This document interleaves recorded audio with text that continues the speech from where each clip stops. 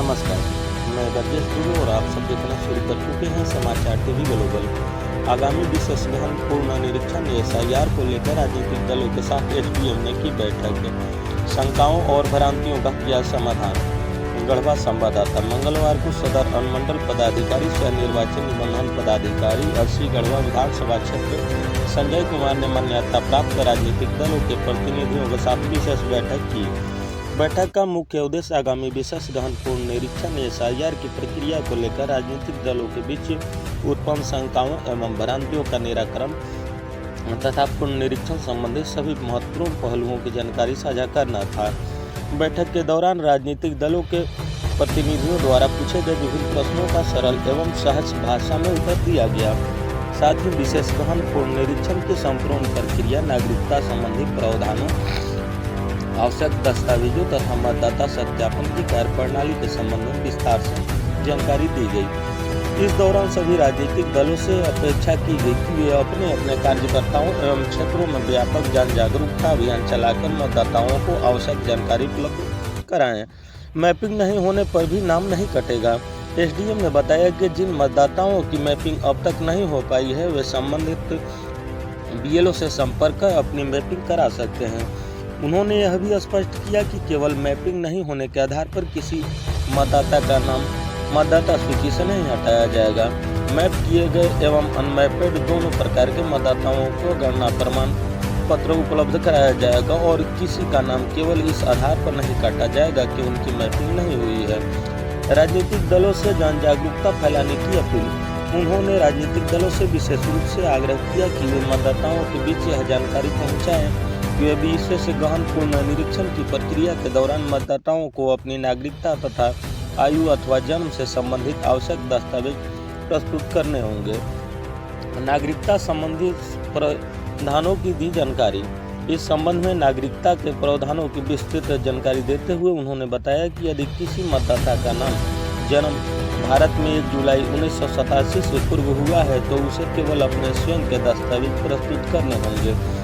किसी प्रकार यदि किसी मतदाता का जन्म भारत में 1 जुलाई 1987 से लेकर 2 दिसंबर 2004 के बीच हुआ है तो उसे अपने दस्तावेजों के साथ साथ अपने माता या पिता में से किसी एक का दस्तावेज भी प्रस्तुत करने होंगे। वही यदि किसी मतदाता का जन्म भारत में 2 दिसंबर 2004 के बाद हुआ है तो उसे न केवल अपने स्वयं के दस्तावेज प्रस्तुत करने होंगे बल्कि अपने माता पिता एवं पिता दोनों के नागरिकता जन्म संबंधी दस्तावेज भी उपलब्ध कराने होंगे। 12 वैकल्पिक दस्तावेजों की जानकारी दी गई। बैठक में उपस्थित राजनीतिक दलों के प्रतिनिधियों को आयोग द्वारा मान्य सभी 12 वैकल्पिक दस्तावेजों की जानकारी भी उपलब्ध कराई गई ताकि वे अपने कार्यकर्ताओं और मतदाताओं को सही मार्गदर्शन दे सकें। गणना प्रपत्र के साथ दस्तावेज संकलन नहीं करने हैं। एसडीएम ने यह भी स्पष्ट किया है कि जिन मतदाताओं को मैपिंग नहीं हुई है उन्हें गणना पत्र चरण के दौरान केवल विधिवत भरा हुआ एवं हस्ताक्षरित गणना प्रपत्र बीएलओ को जमा करना है। गणना प्रपत्र के साथ किसी भी प्रकार का दस्तावेज संकलन करने की आवश्यकता नहीं है। आवश्यक दस्तावेज 29 जुलाई के बाद निर्धारित सुनवाई प्रक्रिया के अनुसार जमा किए जाएंगे। इसलिए गणना प्रपत्र के साथ दस्तावेज संकलन करने के लिए किसी प्रकार की भ्रम की स्थिति नहीं होनी चाहिए।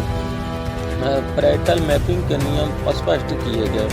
बैठक के दौरान पारिवारिक मैपिंग संबंध में भी महत्वपूर्ण जानकारी साझा की गई। बताया गया है कि पैरेंटल मैपिंग के अंतर्गत मतदाता अपने माता पिता, दादा दादी अथवा नाना नानी के साथ मैपिंग करा सकते हैं। यदि किसी मतदाता अथवा उनके माता पिता का नाम वर्ष 2003 की मतदाता सूची में उपलब्ध नहीं है तभी वह अपने दादा दादी या नाना नानी के आधार पर मैपिंग की प्रक्रिया पूरी कर सकता है। हालांकि चाचा चाची, भाई बहन, भतीजा अथवा अन्य रिश्तेदारों के साथ मैपिंग नहीं होगी। मतदाता सूची को अधिक शुद्ध बनाने का उद्देश्य। उन्होंने कहा कि विशेष गहन पूर्ण निरीक्षण का उद्देश्य मतदाता सूची को अधिक शुद्ध, अद्यतन एवं त्रुटि रहित बनाना है तथा प्रत्येक पात्र मतदाता का नाम सूची में सुनिश्चित करना है। प्रशासन पूरी पारदर्शिता एवं निष्पक्षता के साथ इस प्रक्रिया का संचालन कर रहा है। बैठक में उपस्थित सभी राजनीतिक दलों ने पूर्ण निरीक्षण कार्यक्रम को सफल बनाने हेतु सक्रिय सहयोग एवं जन जागरूकता फैलाने का अनुरोध किया गया। मौजूदगी बैठक में विभिन्न राजनीतिक दलों के प्रतिनिधियों ने भी अपने सुझाव एवं जिज्ञासाएं रखी, जिनका समाधान करते हेतु प्रशासन द्वारा सभी आवश्यक जानकारियां उपलब्ध कराई गई। बैठक में आम आदमी पार्टी के प्रभात रंजन, बहुजन समाज पार्टी के नंदा पासवान, भारतीय जनता पार्टी के जितेंद्र प्रसाद, आजसू से शंकर प्रताप विश्वकर्मा, झारखंड मुक्ति मोर्चा से शरीफ अंसारी एवं राष्ट्रीय जनता दल से करीब अंसारी ने विचार रखे। तो आप देख रहे थे समाचार टीवी ग्लोबल। धन्यवाद।